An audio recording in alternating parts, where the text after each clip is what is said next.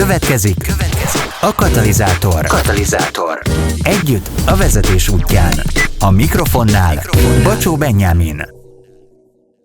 Sziasztok! Nagy szeretettel köszöntünk benneteket itt a Katalizátor podcastben újra. Most Jancsó Katalinnal, Katival fogunk beszélgetni, aki ma hozott kérdéseket, témákat, úgyhogy alig várom, hogy bele is csapjunk. Kati, mi a mai témánk? Két témát hoztam a mai beszélgetésbe. Az egyik a reziliencia, a másik pedig a kudarctűrés, kudarckezelés témája. Nemrég olvastam Don Dersnek a Reziliencia című könyvét, és sok kérdés felmerült bennem, úgyhogy örülök, hogy ma erről beszélgethetünk. Két idézetet hoztam így a beszélgetés elejére, amire kíváncsi vagyok a véleményedre. Az egyik egy mondás, amit Nietzséhez kötnek néhányan, ami nem öl meg, az megerősít. A másik pedig az egyik kedvenc bibliai igeversem, az a Róma 8.28-ban olvassuk, akik Istent szeretik, azoknak minden a javukra szolgál. Mit jelent a reziliencia a mindennapokban? Szerintem ez ma egy rendkívül divatos kifejezés lett, és szerintem, ahogy így próbáljuk visszaadni, ez az ellenálló, lelki ellenálló képesség, de szerintem most már simán csak használjuk így, hogy reziliencia is. Egy olyan vezetői tulajdonság, amit a gyorsan változó, nagyon sokféle kihívásokat tartogató vezetői szerepben nélkülözhetetlen. Most ezt gondolom így elsőre a rezilienciáról. Mennyire tanulható a reziliencia, vagy mennyire egy hozott, egy alkati kérdés? Ezt hogy tapasztaltad az általad vezetett csapatokban? Én azt gondolom, hogy nyilván ennek van egy alkati része, ami valószínűleg mindenki hozott személyiségével, múltjával, magával, de hogy azért egy jó pár része tanulható vagy fejleszthető.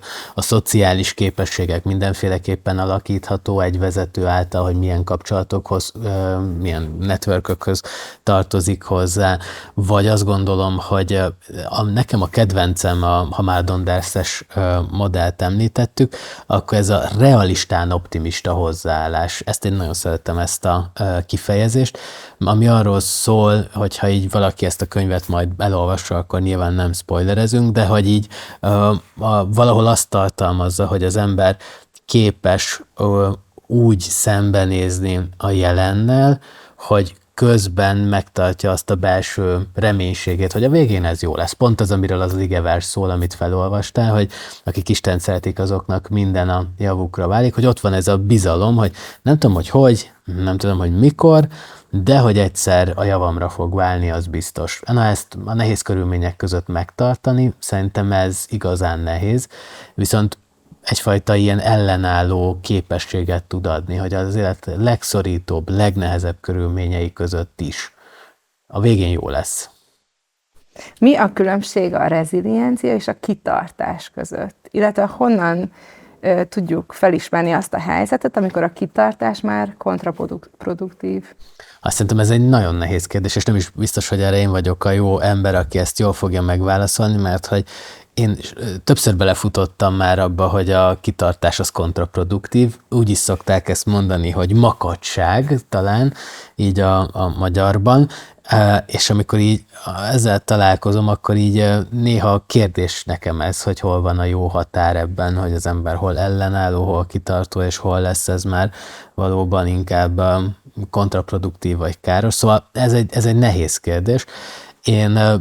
Én azt tapasztaltam, hogy igazából erre ilyen exakt választ nagyon nehéz adni, hanem ezt a szituáció, az ember, a körülmény biztos, hogy alakítja. És átéltem már olyat az életemben, hogy feladtam, amikor ki kellett volna tartanom, és kitartottam, amikor fel kellett volna adnom. Szerintem ez egy rendkívül nehéz kérdés. De nagyon jó. Úgyhogy ha valakinek van erre jobb válasza, mint nekünk, akkor azt bátran mondja el.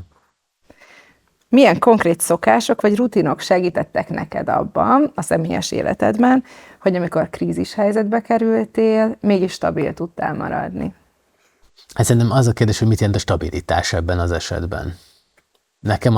Én azt tanultam meg az ilyen nagyon nehéz helyzeteknél, vagy amikor ilyen életszakaszoknál ilyen változás következett, hogy van egy ilyen egyensúlyvesztés. Az egyensúlyvesztés az azt jelenti, hogy van egy terv, van egy ilyen elképzelésem, van egy rutinom, és akkor egyszer csak ebből a rutinból kibillentenek, és így egy ilyen furcsa állapot következik, ezt én egyensúlyvesztésként szoktam leírni, amikor az ember azzal találja magát szembe, hogy itt olyan, mintha megváltoztak volna kicsit a játékszabályok, vagy a játéktér, máshogy kell hozzáállni ezekhez a dolgokhoz, vagy ezekhez a kérdésekhez, és ilyenkor szerintem az rendkívül fontos, hogy az ember tudatosítsa magába, hogy itt történt egy ilyen kibillenés, és próbáljunk vagy egy új egyensúlyt kialakítani, vagy pedig visszatalálni a régihez. Én úgy tapasztalom, hogy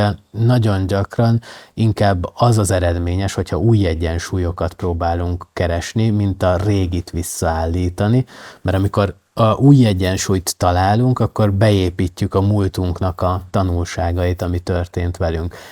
Nekem az nagyon sokat segít, az is egy ilyen német filozófustól származik, hogy csak egy befejezetlen ember tud igazán szabad lenni. Így szól ez a mondat, és én nekem ezzel így ilyen komfortos vagyok, hogy így egy befejezetlen ember vagyok, tehát, hogy egyáltalán nem tökéletes, csomó hiányosságom van, de hogy örülök annak, hogy vannak emberek, akik bíznak bennem, és a legfontosabb dolog az az, hogy Isten meg még formál mindig, tehát, hogy még nem hagyta ezt a munkát. Úgyhogy így ez a fajta ilyen gondolat, hogy csak egy befejezetten ember lehet igazán szabad, ez így sokat szokott nekem segíteni. És nyilván az én esetemben az is rendkívül fontos, vagy így nekem sokat segít, hogy ezt a bibliaverset, ezt az egyszerű fordítás szerint valahogy úgy adja vissza a Bibliánk, hogy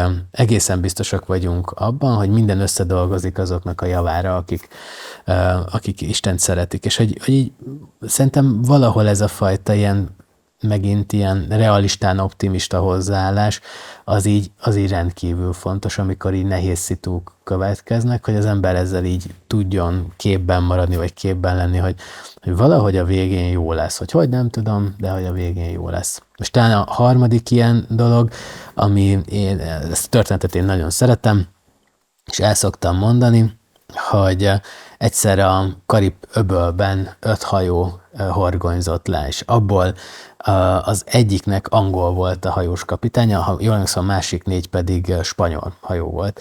És egy hatalmas vihart láttak közeledni.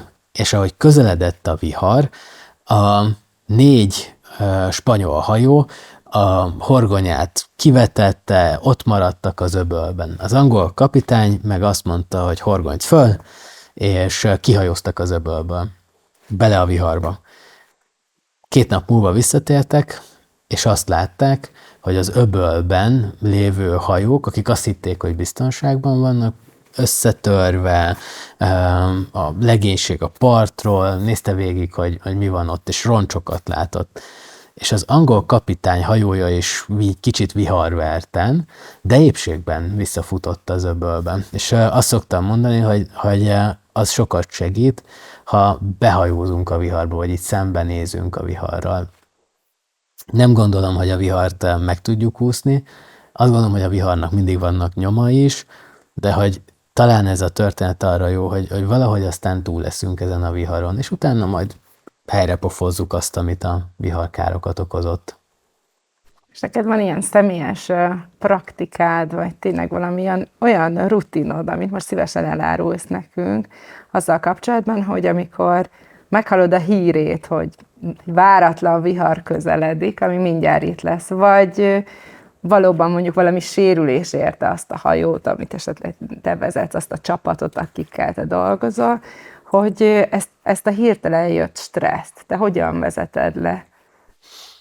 Én általában kétféleképpen. Az egyik az az, hogy lehetőség szerint igyekszem elemezni a helyzetet, és egy ilyen önreflektív módon felszoktam tenni azt a kérdést, hogy miért érint ez meg ennyire, vagy mit hoz ez elő, vagy miért van ez az érzés bennem, vagy mi történt itt tulajdonképpen. Igyekszem ezt objektíven is megvizsgálni, hogy akkor, ha az érzéseimet így kicsit hátra tolom, akkor mi az, ami tényleg történt. Tehát, hogy mi az, ami az én megélésemen kívül itt, mi a valóság. Ez sokat szokott segíteni, és ezt általában úgy tudom megtenni, hogy közben vagy futok, vagy sétálok, vagy biciklizem, valami aktivitást csinálok, de amikor ilyen nagy vihar érkezik az életembe, akkor nagyon gyakran az első reakcióm az, hogy így megpróbálom magamban elemezni és végig gondolni azt, hogy mi történt, olyankor nem vagyok túl kommunikatív, és olyankor így sokkal jobb mindenkinek, hogy ezt így magamban próbálom rendezgetni. Hát ezt így szoktam, ez nem biztos, hogy jó. Amikor viharok voltak idén, akkor nyilván többet futottam, az sokat segít ilyenkor, hogy egyedül vagyok ott, ahol lakunk, ahhoz közel van egy ilyen dombosabb rész, és oda ki tudok menni, és ott van egy ilyen 1-2 kilométeres kör, amit tudok futni, és akkor az ilyenkor szellőzteti a fejem, és egyedül gondolkodhatom, és panaszkodhatok itt a körülményekre magamnak, és hiszem azt, hogy Istennek. Hogyan tehetjük vezetőként reziliensebbé a csapatunkat? És mikor van az a pont, és hogyan kezeljük azt a helyzetet, mikor azt ismerjük fel, hogy a hozzánk tartozó munkatársak a tartalékaikat élik fel? Szerintem ez egy nagyon nehéz kérdés. Ebben én nem biztos, hogy elég ügyes vagyok, hogy sokszor annak a megkülönböztetésében, hogy valaki a tartalékát éli fel, vagy valaki nem tudom, itt még a képességeiből ad. Szóval ebben nem biztos, hogy nagyon, nagyon ügyes vagyok. De amit én látok az, hogy a reziliencia, hogy ellenálló képesség, az a viharban formálódik. Tehát, hogy ha az egyik kedvenc mondásom, hogy nyugodt vizek nem nevelnek ügyes tengerészeket. Tehát ahhoz, hogy egyre ellenállóbbak legyünk, ahhoz szükség van viharokra. Ha egy vihart túléltünk, akkor jön a következő, aztán a következő, aztán a következő. Tehát, hogy viharokban edződünk. Ez szerintem tök fontos. És az egy másik nagyon fontos tanulság, ezt Jim Collinsnál olvastam, hogy azokból a viharokból vagy hibákból tudunk tanulni, amelyeket túlélünk. Tehát, hogy az egyik legfontosabb dolog, amit egy viharban érdemes szem előtt tartani, hogy túléljük. Tehát, hogy ez szerintem fontos rész. Ezért, hogyha valaki azt érzi, hogy a tartalékait éli föl, és azt érzi, hogy ezt már nem bírja tovább, akkor szerintem érdemes pihenni. Tehát, hogy érdemes akkor egy kicsit így feltöltődni, és azokat az energiatankokat, amik vannak, azokat újra tölteni. Azt szerintem nem megspórolható. Tehát, hogy szükségünk van, mindenkinek szüksége van arra, hogy pihenjünk, hogy az energiatartalékainkat újra töltsük. Ezt nem tudom másképpen. Tehát, hogy azt még nem találták fel, hogy pihenés nélkül így hirtelen föltöltődünk. Van olyan kudarcod a múltadban, amiben azt gondolod, hogy utólag hálás vagy érte, mert valami olyat tanultál, vagy valami olyat éltél át, ami enélkül, a vihar nélkül, hogy maradjunk ennél a képnél, talán nem tanultad volna meg, vagy nem ismertél volna fel. Számtalan ilyen viharom van, amit így, ha végig gondolok az életemben, vagy ilyen kudarcom, akkor azok végül hozzájárultak ahhoz, ahol ma tartok. Több olyan területe van az életemnek, ahol mondjuk voltak olyan szituációk, amiket ilyen óriási veszteségként éltem meg, és aztán tényleg veszteségek is, tehát hogy ezt én nem szeretném tagadni, viszont valahogy valami módon aztán az életem során ilyen pozitív tapasztalatba formálódtak át ezek, akár közösségben, akár különféle szervezetekben szerzett ilyen tapasztalatok.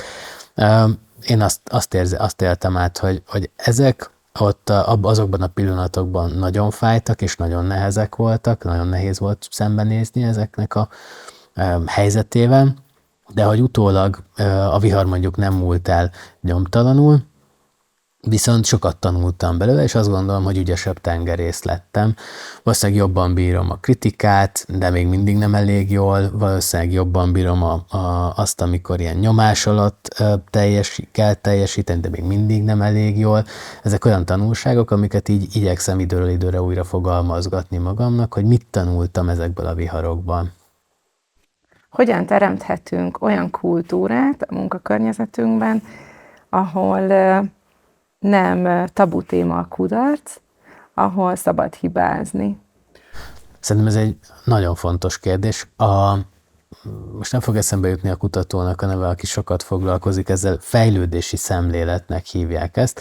Szerintem 3 része van, amit így érdemes figyelembe venni, és valahogy úgy szól a mondat, hogy ezt még nem. Tehát, hogy a kudarcoknál gyakorlatilag azt tudjuk elmondani, hogy ezt még nem tudom most megcsinálni, ezt még nem tudtam úgy megcsinálni, ahogy szerettem volna. És akkor ilyenkor szerintem érdemes 3 dolgot megtenni. Az egyik egy ilyen elemzés, hogy mi történt, tehát mi a hiba, mi az, ami ilyen probléma.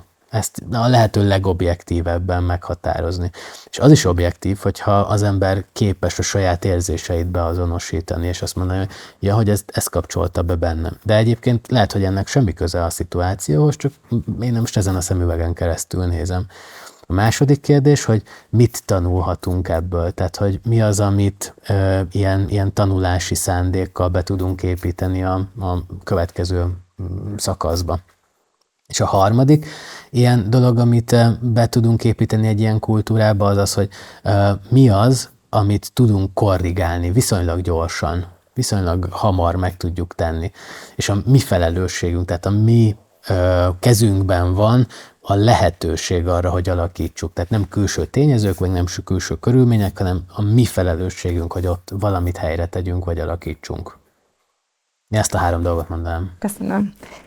Mit üzensz azoknak a vezetőknek, akik éppen most valamilyen fájdalmas kudarcot éltek át, és keresik, de még nem találják azt a tanulságot, amit ebből tanulhatnak? Hogyan segíthetnek, vagy milyen gondolatok, milyen kérdések segíthetnek ezt körbejárni? Ezt már így említetted az előbb. Igen, szerintem ez a 3 kérdés, ez rendkívül fontos.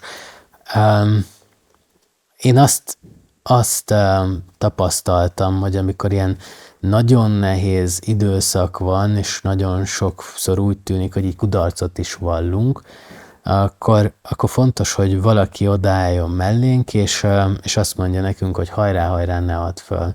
Ezt szoktam mesélni életem első maratonját, és akkor most megragadom itt a Katalizátor podcasten is a lehetőséget. Szerintem itt még nem meséltem ezt, úgyhogy egészen nyugodtan megtehetem. Vagy átpörgeti az, aki szeretné. Szóval, hogy bármelyiket meg lehet tenni. Készültem a maratonra, és nem sikerült ilyen 100%-osan az edzéstervem, tehát nem tudom, így megnéztem akkor, és ilyen 80% körül volt, vagy még lehet, hogy annyi se volt, 70-valahány százalékosra sikerült a futásokat teljesítenem, meg minden, és izgultam, hogy másnap menjek-e, vagy nem menjek, elmentem, itt Budapesten futottam, esős volt, hideg volt, szél volt, és semmi kedvem nem volt ott lenni, de mivel sokan tudták, ezért reggel küldték az SMS-eket, meg az üzeneteket, hogy hajrá, meg fogod csinálni, a feleségem meg a lányaim is kijöttek, és akkor itt nem tudom, a 20-valahanyadik kilométernél egyszer csak azt látom, hogy az egyik ilyen frissítő pontnál ott ül valaki a járdán, tökre el van készülve, jönnek a mentősök hozzá, és száll ki a versenyből. És így nekem is már elegem volt, már fájt mindenem, és azon gondolkodtam, hogy ő jár jól, vagy én. És akkor hát azért még egy frissítőpontot menni kellene. És akkor na jó, akkor még egy frissítőpont. És akkor sétáltam, futottam, a következő frissítőpontig, ilyen falélménynek hívják ezt a maratonban, és akkor odaértem, és hát mondtam, hogy ez itt nagyon fáj már, és hogy itt nagyon rossz lesz, de akkor még egy kicsit tovább, hát csak ciki lenne kiszállni. És akkor így sétáltam már, nem bírtam futni, és akkor jött egy ilyen nyugdíjas bácsi, és így rám mosolyog, azt sem tudom, honnan volt ereje mosolyogni, azt mondja, fiatalember, hajrá, hajrá, és mosolyog. Egyrészt ideges lettem, tehát, hogy mi az, hogy itt ő mosolyog, másrészt meg jól esett. Aztán összekaptam magam, futottam, és akkor mentem a következő frissítő pontig. Úgy toltam a szőlőcukrot, meg a vizet, hogy akkor még a következőig, és akkor ennél cikibb már nem lehet, és jön egy gyors gyalogló néni, és ő is mosolyog, érted? Hajrá, hajrá, és így, mondom, ez nem lehet. Összekaptam magam, és akkor befutottam ebbe a történetbe. De hogy ami nagyon jól esett ebben, az az, hogy voltak emberek, akik nem tudom, hogy szenvedtek-e úgy, mint én, de hogy ők is ugyanazt a pályát futották. És egész egyszerűen nem csináltak semmit, hogy semmi különöset, csak rám mosolyogtak, és azt mondták, hajrá, hajrá, hajrá, hajrá. Ha valaki most ilyen nagyon nehéz életszituban van, és ilyen nagyon nehéz helyen megy át, akkor nem tudok ennél okosabbat mondani, csak ezt, hogy hajrá, hajrá, ne add föl. Hajrá, hajrá, érdemes kitartani. És azt hiszem, hogy keresztényként én abban a meggyőződésben élek, hogy a vége jó lesz. Tehát, hogy van célja az életünknek, és a vége jó lesz. Úgyhogy ha vezetőként valaki most ilyen nehéz szakaszon megy át, akkor ez a bátorítás van, hogy hajrá, hajrá, ne add föl, hajrá, hajrá, érdemes kitartani. Köszönöm a beszélgetést. Ó, köszönöm szépen, és akkor örülünk, hogy velünk tartottatok. Katalizátor. Együtt a vezetés útján.